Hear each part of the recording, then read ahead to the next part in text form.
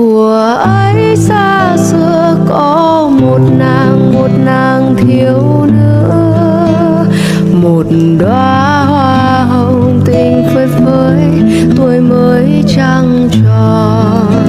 Cuộc đời hồng nhan cay và đắng thôi thì lắm trái ngang.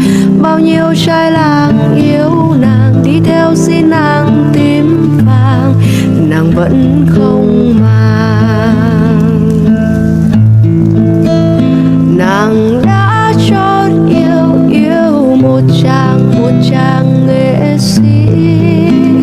Tình hỡi ơi tình, chàng đã có gia đình. Người đời cười chê cho tình đó như là gió với trăng. E sao duyên mình không thành như bao cô nàng thất tình, nàng khóc một mình.